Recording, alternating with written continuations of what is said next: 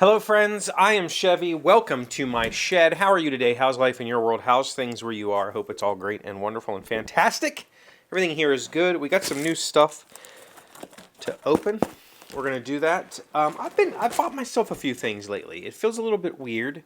I had some Christmas money. I had some, some a little bit extra, and also, my old job was I got paid twice a month, 15th and the 30th. My current job, so that's 24 pays a year. My current job is 26 pays a year, so I get paid every 2 weeks, which means that there's 2 months out of the year where I get like kind of an extra paycheck, meaning that I don't really factor that into the bills. On a normal month, I only get paid twice. My first paycheck pays these bills, my second paycheck pays these bills. Well, in some of those months, I get an extra. This last month, December, I got that one extra little paycheck. And so, there's some extra money left over after all of that because I obviously don't, well, not obvious. I don't have like a huge normal load of expenses on any 2 weeks. It's usually just bills or my big expenses. So I bought myself stuff, We talked about the diamond sharpening setup and the sharpening honing fluid and stuff to do the hand planes. The hand planes I bought, which is in this box. I also recently just bought a bib or apron. I've never worn a shop apron, but normally when I come down here, I change my pants. I have shop pants so that they can get all dusty, and I put a shirt on over top of whatever I'm wearing. I basically try to keep my clothes from getting as filthy as possible, but I decided it was time to get a shop apron, and I've got my shop holster, which I love. My friend made this for me, and it just slips into my pants, whether I have a belt on or not. And it holds the tools that I most often reach for, like rulers and a little square and some pair of pliers and, small screwdriver, pencil, notepad. The problem is, when I designed it, I wasn't really thinking about my shirt overhanging it, which it does. And so I find myself not putting it on as often as I should. What I end up doing is setting it like in a central spot so I can grab all the things. So things always end up back here, which is unusual, as you can see. But I thought maybe it's time to get an actual apron where I can keep those essential tools. And this is something that's much easier to put on when I come in here, to keep the sawdust off of me from the table saw, to keep the mess off, instead of changing my entire outfit every time I want to come in here. Because sometimes I'll come down here to cut a couple of things, glue them together, and then I have to wait. I don't really have, I guess I could spend hours down here. There's always stuff I want to do, make this, build that, whatever. But most of the time I come down here, I do something quick, and then I go back upstairs. And so then I'm changing again or whatever. So maybe just having a quick throw-on shop apron is the answer. We're going to try it. We'll see how it works. The other thing I bought, should be in here, is a scraper. I've never... I cannot tell you how many times or how often I clean up glue squeeze out with a chisel. And I don't have a glue chisel. What I do have is an old putty knife that I use, and this works okay. But I've wanted a carbide scraper for a long time just for removing glue. And it's something that I've had it on my wish list forever, my Amazon wish list. And I just never picked one up because they're like 25 bucks or something for a nice carbide scraper. I think that's what this was. It's got a long, probably 2.5 inch piece of carbide in there. It looks like it's got 2 cutting edges. So this should be great for removing glue squeeze out, or even like kind of fairing things a little bit if the boards are uneven. We'll see. Don't know. Haven't played with that yet. But the main thing that I wanted to see was what's in this box. So I told you I bought the Stanley number 4 English-made hand plane. Got it all set up and running. Like it a lot. Been using it. Really enjoying it. In this box should be a Stanley 5.5, also made in England. I kind of wanted a match set. Also, the 5.5 wasn't a super popular plane back when Stanley was making these planes, so the 5.5 is somewhat rare.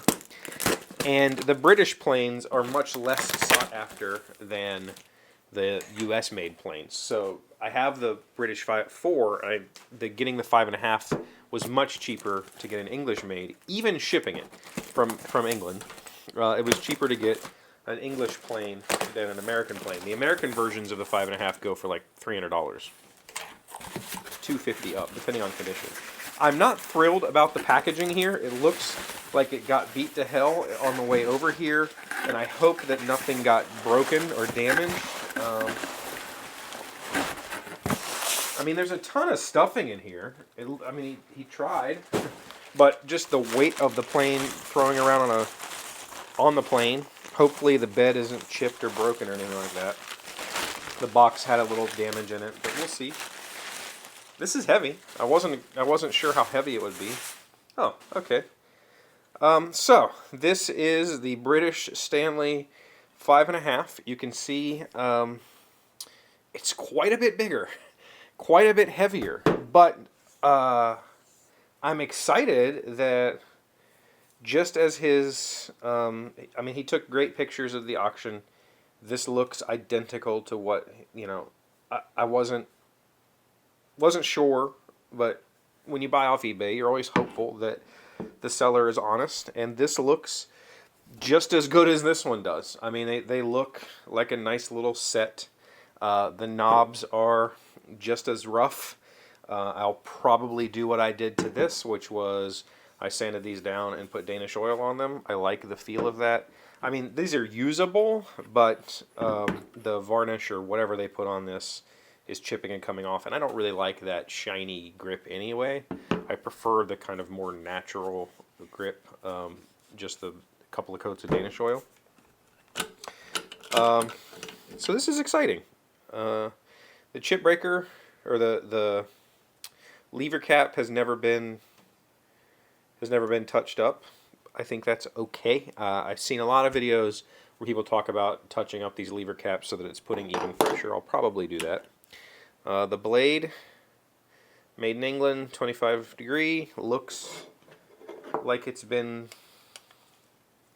mostly taken care of.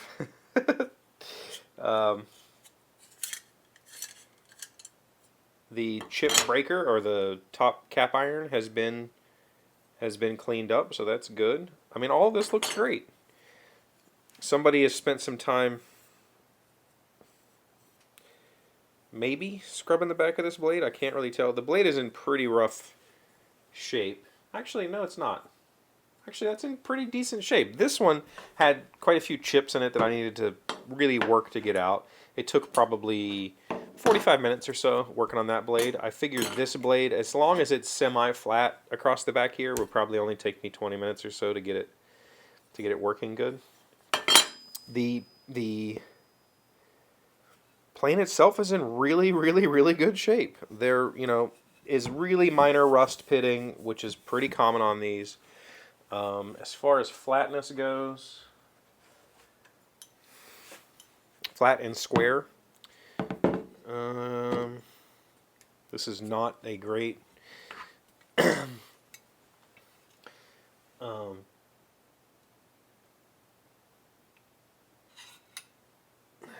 this is not a great square for this sort of procedure, but it's square-ish, it's flat-ish. As expected, I've heard that these British planes were kind of quickly quenched, so they weren't left they were left in a more of a high stress situation when they were cooling, as opposed to the American planes, and I think that's why people don't prefer these. Specifically the planes that have this webbing on the back, it's because these were quenched pretty quickly and they weren't allowed to get the stress out of the steel, so the steel kept moving after the casting. I'm gonna say this is plenty flat for my needs, and truthfully, I think people, I mean, I'm not a plane guy, so don't, it's flat enough, right? The purpose of this thing is to hold a blade at an angle. It'll do that just fine. And I think this will perform really well for me once I get it cleaned up a little bit. There's not really much to do. I'll take this frog out. I will wipe, much of this dirt off. Some of the Japanning is gone.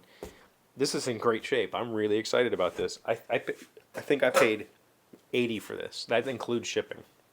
For a number 5.5 English-made Stanley, I'll take that all day long.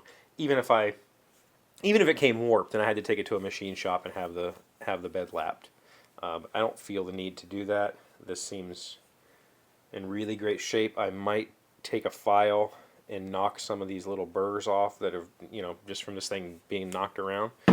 But that's it. I believe I have now received all the various little bobs that I've wanted to buy for myself, and I'm starting to.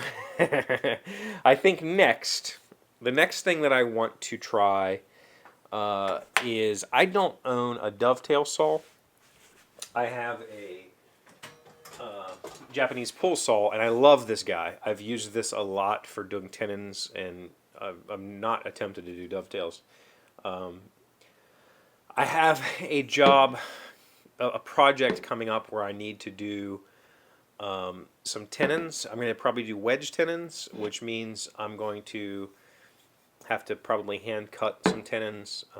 And I think I would like to get a dovetail saw, and I definitely want a coping saw. So I think I'm going to start working my way towards collecting stuff to do dovetails. So coping saw, dovetail saw, maybe even one of those little magnetic saw guides. And I don't have a marking gauge. So I think that's going to be my next experiment after the hand planes. But this is something I've wanted for a long time, just to keep panels nice and flat. I'm really excited about it. So that's what I have for you today. Have any of you gotten new tools that you're excited about? Or have any of you found new old tools that you're excited about? I'm really excited about this. I can't wait to get it cleaned up. Thank you for being here as always. Thank you for liking, commenting, subscribing, being amazing friends and wonderful people. I really appreciate you. And I'll see you again tomorrow. Today's word you should know to sound smart is juxtaposition. It is a noun meaning the observation of the differences between two items being compared side by side. A manic juxtaposition turned Hill House into a place of despair. Shirley Jackson, an American author. Juxtaposition. Juxtaposition. I love that word. I use this word a lot just talking to people about, differences between things. Whatever.